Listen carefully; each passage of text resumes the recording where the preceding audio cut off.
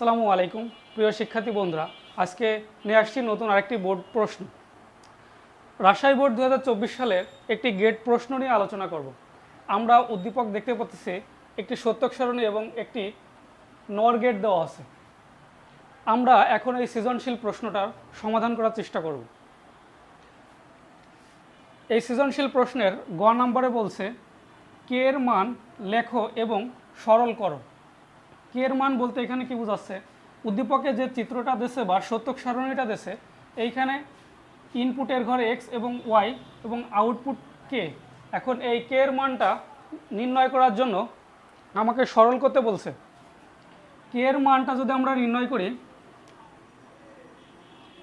কে এর আউটপুট যে যে জায়গা ওয়ান আছে ওই মানটা আমাদের নির্ণয় করতে হবে। কে এর প্রথমে ওয়ান আছে এবং আমরা যদি ইনপুটগুলো দেখি এক্স এর মানও 0, ওয়াই এর মানও 0, সুতরাং যে যে জায়গা 0 থাকবে ওইখানে আমরা বার দিব। যেহেতু এক্স এর মান 0 এবং ওয়াই এর মান 0, সেহেতু আমরা এক্স এবং ওয়াইয়ের উপর বার দিব আলাদা আলাদা করে। এরপর কে এর আর একটা মান আছে 1।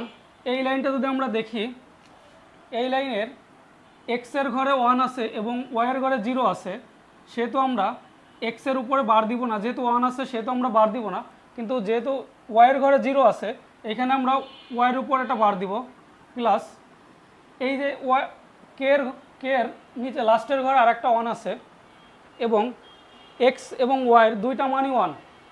তাইলে আমরা এখানে কি করতে পারি, দুইটা মানই যেহেতু 1 সেহেতু আমরা এক্স ওয়াই দিব, এখানে কোনো বার দেওয়া লাগবে না। যেহেতু মান দুটো আমরা 1ই আছে সেহেতু আমরা এখানে কোনো বার ব্যবহার করব না।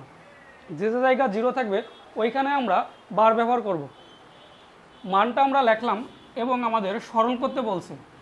এখন এটা যদি আমরা সরল করি, আগে দেখব সরল করার কিছু নিয়ম আছে। আগে আমরা দেখব কমন যায় নাকি, গুণ করতে হয় নাকি, বা সূত্রে পড়ে নাকি।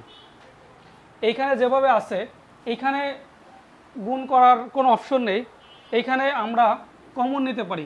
এই টার্ম এবং এই টার্ম থেকে দেখব যে কোনটা কমন যায়। আমরা যদি এইখানে দেখি, এইখানে ওয়াই বার আছে, এইখানেও ওয়াই বার আছে, আমরা এইখান থেকে যদি ওয়াই বার কমন নিই তাহলে এইখানে থাকে x bar plus x Y. এইখানে যে এক্স ওয়াই আছে ওইটা আমরা এখানে বসাই দিলাম।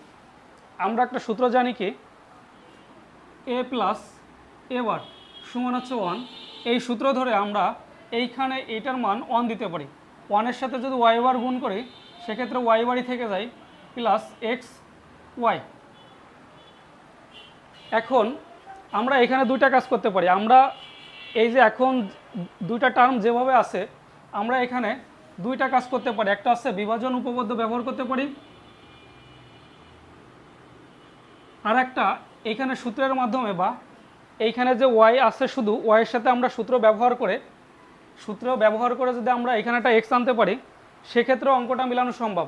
অথবা আমরা যদি সরাসরি বিভাজন উপপাদ্যটা বের করি, বিভাজন উপপাদ্যটা এখানে প্রয়োগ করি, যেরকম বিভাজন উপপাদ্য আছে এ প্লাস বি সি, সুতরাং এটারে আমরা লিখতে পারি এর সাথে বি একবার যোগ গুণ এর সাথে সি একবার যোগ। এরকম বিভাজন উপপাদ্যটা যদি এখানে আমরা অ্যাপ্লাই করি তাহলে কি দাঁড়ায়, y bar plus x into y bar plus Y. সেক্ষেত্রে কি হয়, এইখানে যে ওয়াই বার প্লাস ওয়াই আছে এইটাও আবার একটা সূত্রে পড়ে যায়। এইখানে আমরা এইটার মান 1 ধরতে পারি এবং 1-এর সাথে যদি এটা আমরা গুণ করি তাহলে ওয়াই বার প্লাস এক্সই থেকে যায়। এছাড়াও আমরা অন্যভাবে এটার সমাধান করতে পারি।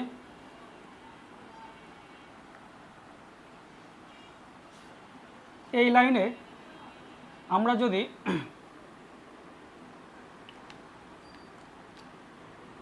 Y bar plus x Y লিখি এবং ওয়াই বারের সাথে যদি একটা 1 গুণ করি যোগ এক্স প্লাস ওয়াই, এখন 1-এর যে একটা মান আছে এই মানটা আমরা এখানে লিখে দেবো। যেরকম আমরা লিখতে পারি 1 প্লাস এক্স সমান আছে 1, তাহলে আমরা এটা সমান যেহেতু 1 লিখতে পারি তাহলে 1 সমানও আমরা 1 প্লাস এক্স লিখতে পারবো।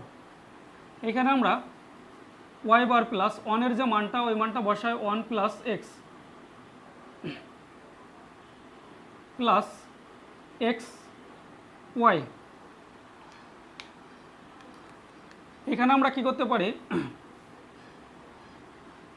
ওয়াই বার সাথে 1 গুণ করলে ওয়াই বারই হবে plus y bar x plus x Y. এইখানে আমরা দেখব কমন যায় কিনা। এখানে যদি আমরা দেখি যে আমরা এখানে ওয়াই বার লিখি প্লাস এইখান থেকে যদি আমরা এক্স কমন নিই তাহলে থাকে ওয়াই বার প্লাস ওয়াই, সেক্ষেত্রে এটার মান চলে আসে ওয়ান। ওয়ানের সাথে যদি এক্স গুণ করি সেক্ষেত্রে এক্সই থেকে যাবে। এটা হলো অ্যান্সার। আমরা এভাবে করতে পারি, এভাবে করতে পারি, যার যেভাবে সুবিধা হবে আমরা এই অঙ্কটা সেইভাবে সমাধান করার চেষ্টা করব।